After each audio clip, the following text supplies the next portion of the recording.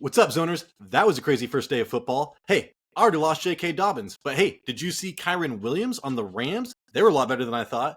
We're going to be going through waiver wire ads today, who you can add to help your team if you lost out on people like me. Or hey, there's stars on here right now that might win us the league. If that sounds interesting to you, hang on for 7 seconds.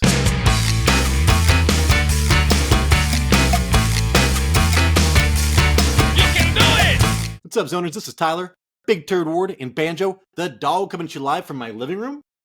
And this is the Fantasy RZ. Today's episode, you heard it in the intro, this is going to be the waiver wire episode. The only catch, though, this is super early. I am recording this before the Sunday night game, before the Monday night game.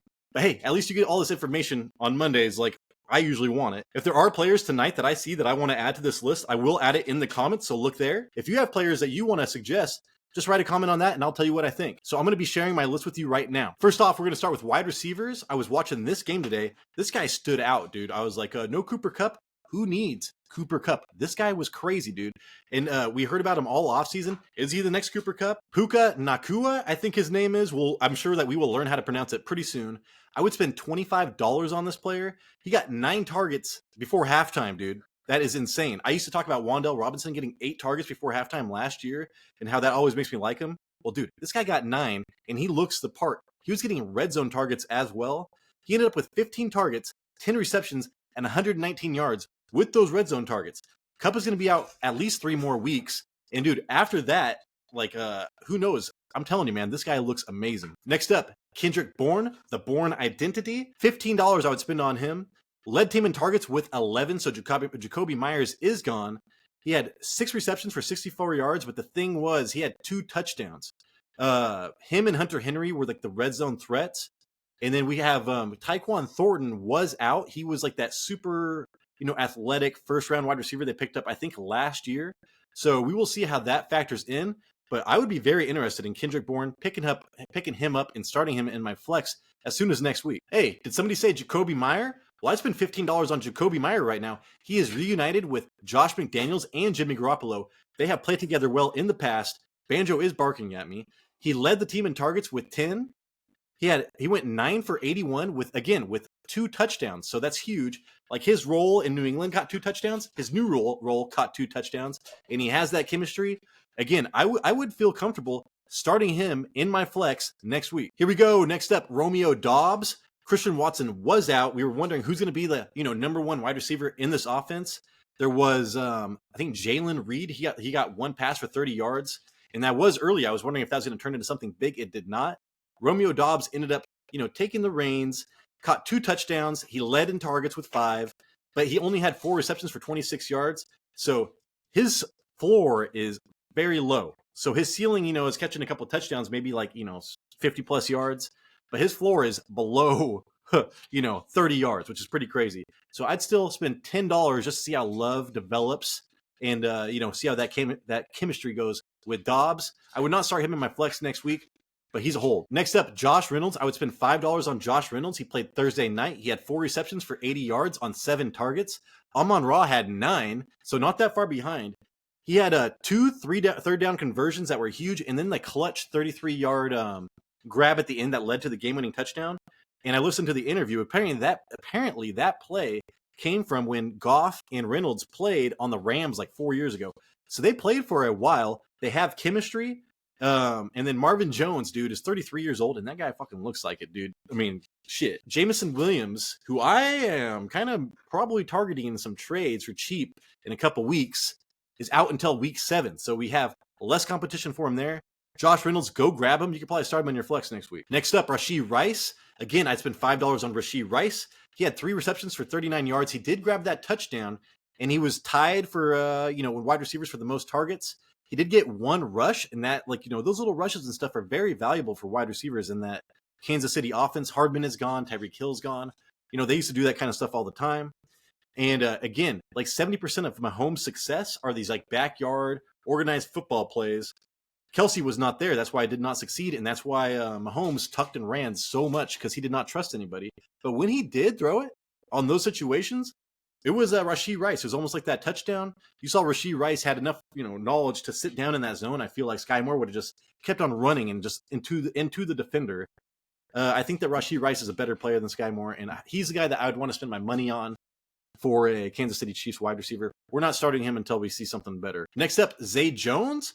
I'd spend $5 on Zay Jones. I kept on hearing about in 2 wide receiver sets that Zay Jones is going to be opposite of Calvin Ridley, and that Christian Kirk was going to work the slot, so that Zay Jones actually had the chance to be on the field a lot more than Christian Kirk. I need to look at the stats, the advanced metrics and stuff. But just looking at the stats, I believe that he was second on the team in targets. He had 5 for 55, and dude, that touchdown that he got, I thought that was Calvin Ridley. I was like, holy shit, man. That's why you draft Calvin Ridley. Did you see him go get that? Then it was Zay Jones. Like, he was held up by the defender, and he just took 3 huge strides and caught that in the back of the end zone. It was next up, Elijah Moore.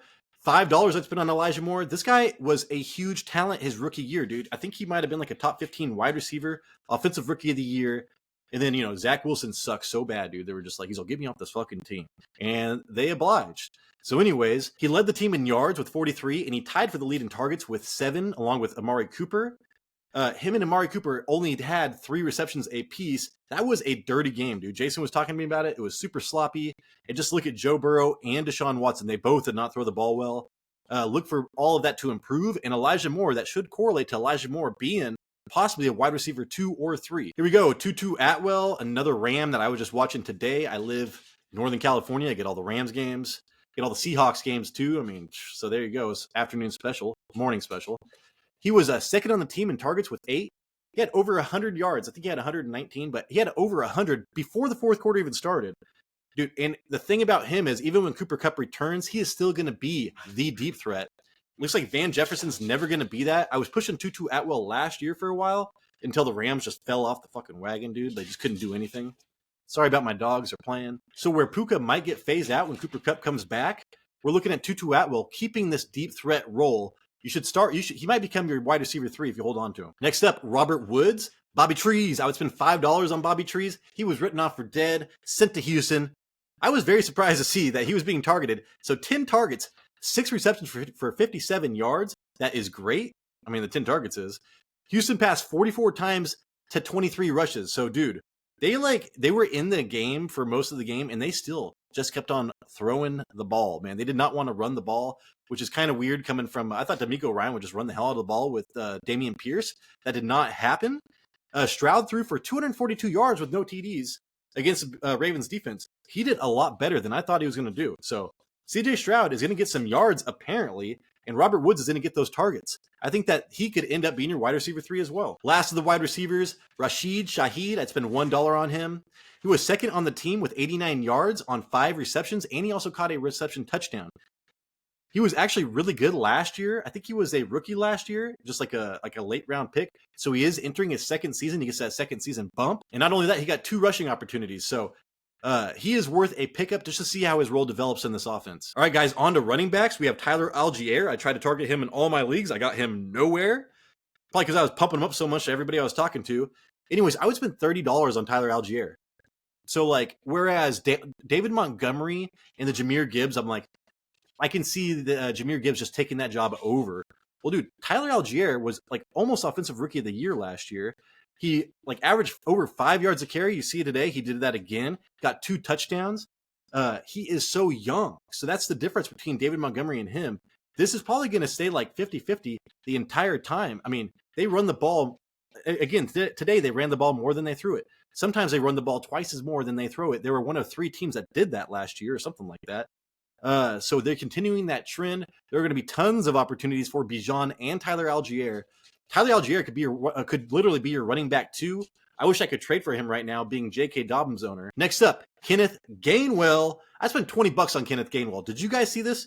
So I saw that he put out this cryptic tweet about something about how God is going to bless him today or something. I don't remember, but it turned out that he got all the running back carries, dude, and he caught 4 passes. So I was supposed to go back. This is kind of incomplete because I meant to go back and check out his final stats. Dude, but I did see that Rashad Penny was a healthy scratch. And then we have Kenneth Gainwell getting all of the work on a fucking amazing team, dude. Kenneth Gainwell, $20, dude. I'd almost been 25. We need to see how this goes. Next up, Kyren Williams. I talked about him in the intro. I'd spend $15 on Kyren Williams. He was I think he was on the practice squad last year. There was a lot of hype at the end of the year. He came in on a couple games. Adam Schefter really hyped him up. and he did okay. But I watched the game today, dude. He looks so much better than Akers, and Cam Akers turned back into a pumpkin, right? Kyren Williams led the backfield in yards with 52 on 15 carries. He also had 2 touchdowns, man. The Rams offense and Stafford are better than better than what people thought. I just watched it. He got 2 targets. Akers got 0, so he's the pass catching running back. Dude, Cam Akers got 22 rushes, and he only got 29 yards on that. He's getting like 1 point something yards per carry, dude. So again, he turned back into a pumpkin. Pick up Kyren Williams. He could be your running back too. Next up, Joshua Kelly. He did great in the preseason. I was like, oh my God, who is this guy? I kept on being Joshua Kelly, but I was like, oh, pay no mind. Well, hey, dude, Kellen Moore, new offensive coordinator. Chargers going run heavy, dude, like super run heavy. And at the point where I saw this, Kelly had 8 of the 22 carries. So it's going to be much more of the Ezekiel Elliott Pollard formula. So we're looking for, and I love this offense, even though it did not do as well as I thought it was going to do. Give it some time. It's a new offensive coordinator. I can see Joshua Kelly being a running back 3 for your team later on in the year. Next up, guys, Justice Hill, Gus Edwards. I'd spend $10 because I do not know how the situation's going to shake out, dude. I have had Gus Edwards before. Anyways, I should say the J.K. Dobbins that I own in 2 different leagues popped his Achilles today. I mean, I'm surprised he didn't pop it when he jumped into the end zone on his first thing. Yeah, that was the biggest fear for us J.K. Dobbins owners, is getting injured right away, and it happened. Justice Hill always looks good, dude, but for some reason they just never really use him that much. Banjo, stop. Gus Edwards went 8 for 32. He averaged 4 yards per carry. Justice Hill got those 2 touchdowns. He only averaged 1 yard a carry. So what do you want to go for? Gus Edwards is the highly touted. I think that Gus Edwards is going to get the opportunity for the workload. They still have Melvin Gordon on the practice squad, all kinds of stuff there. So only spend $10 on one of these 2, and then we need to see how this shakes out. Next up, my Tank Bigsby. I would only spend $5 on him, but guess what, dude? He did what I said he was going to do. He got a 1 yard touchdown. So ETN was terrible last year on converting short yardage touchdowns. And now here we go. Tank Bigsby did one in the first game. I know he only had 7 carries for 13 yards, but we want the goal line back in this offense. He could be your running back 3, and for somebody that went undrafted, that is huge. I would pick up Tank Bigsby for $5 just because people don't know yet, but pretty soon you're going to have to pay more than that. Last of the running backs, Deion Jackson. I would spend $1 on Deion Jackson. He only had 14 yards on 13 carries, but what I thought was huge, he got 5 passes from Anthony Richardson, dude. So Anthony Richardson is actually better than what we thought. I watched a little bit of that game. I have him in 2 of my leagues. He outscored Jalen Hurts and I think maybe Patrick Mahomes, who I have as well in those leagues, which is kind of crazy on the first game. I was afraid of Evan Hull in this game. He only got 1 carry, and now Zach Moss is going to come back. But Deion Jackson, dude, I think he can get you through. Be your running back 3. Next up, tight ends, Sam Laporta. I'd spend $10 on Sam Laporta. He had 5 receptions for 39 yards on 5 targets. That is the most receptions by a rookie tight end in his first game since Hawkinson did it. He caught 6 passes in 2019. So Sam Laporta off to a really good start. And if you watch that game, he could have had a much bigger game. Dude, Goff and that offense did not do well. Like, I know they won the game, but just wait for this offense to start humming. He caught everything that was thrown to him. He was the 34th overall pick, so he was almost a first-round pick. He had a 72% route participation, and to be like a successful tight end, you need 80+%, and it is going to be trending that way, I guarantee it. He did have a 19% target share, so that is amazing. And then he's going to be a high-end tight end 2 right now with tight end 1 upsides. And then also, lastly, on that Montgomery touchdown, he came around and had an amazing block. So he's going to stay on the field in goal line situations, and that's where you want your tight end to stay on the field. Next up, Hayden Hurst. $5 I'd spend on him. Dude, I almost picked him up. I was talking to Jason about it when I was all playing Xbox, and I decided to go with Kelsey's backup. I wish I would have gone with Hurst, dude, because I always hear about tight ends like on the Rich Eisen show. It's like, it's some like camp for tight ends. They all talk about Hayden Hurst being one of the best tight ends in the NFL that nobody talks about. So then he goes with a rookie quarterback in an offensive, head coach system. It could be good. Next up, Hunter Henry. I would spend $5 on him. He had 5 receptions for 56 yards and a touchdown on 6 targets. Dude, he just has chemistry with Mac Jones. I kept on thinking about picking him up and starting him because I think it was 2 years ago when, Mac Jones was offensive rookie of the year, made the Pro Bowl as a rookie, had McDaniels as an offensive coordinator. He did great, dude. Hunter Henry caught a bunch of passes, caught a bunch of touchdowns. I think it was the top 10 tight end. Well, we're looking at that this year. Next up, Logan Thomas. I was reading a Reddit thread about Logan Thomas is this year's league winner. And I was like, yeah, right, dude. Bullshit. How many years in a row do I need to hear that kind of shit? I spent $1 on him. He led the team in targets with 8. Howell only threw the ball 31 times. So that's like a 25%, 27% target share. That is pretty crazy. He had 4 receptions for 43 yards. So if you know anything about this offense and Logan Thomas, dude, so Bieniemy loves Kelsey, right? And now you get Logan Thomas, who's probably, I think, younger than him. And he's always been an athletic freak, dude. Like Logan Thomas has been an amazing tight end for fantasy for a long time. It's just a matter if he can stay healthy. I would spend $1 and see if he does stay healthy. All right, guys, last one. Zach Ertz, dude. I never thought I'd be saying Zach Ertz again. $1 I'd spend on him. He led the team with 10 targets, dude. A 33% target share. That's crazy. He had 6 receptions for 21 yards. And the thing about this, though, dude, and this is like more of a PPR guy. Like he's going to get you all of his points just in receptions only, not in yards or touchdowns. But Kyler Murray, when he comes back, actually does really well with Zach Ertz. So there's not going to be a drop off. It's going to be a boost to his value eventually when he comes back. All right, guys, thank you so much. That is the show. I am super tired right now. I had so much going on today. I was researching all this. Usually I wait a couple days and do this a little bit at a time. I did that live show this morning. It was crazy. Go back and watch that. Thank you, everybody, for participating in that and asking me questions. That made me feel awesome. Hopefully I earned a thumbs up. Hopefully I earned a subscription if you are not already subscribed. We need it. We need it bad, guys. I mean, come on. This is Tyler Big Turd Ward, and I appreciate you.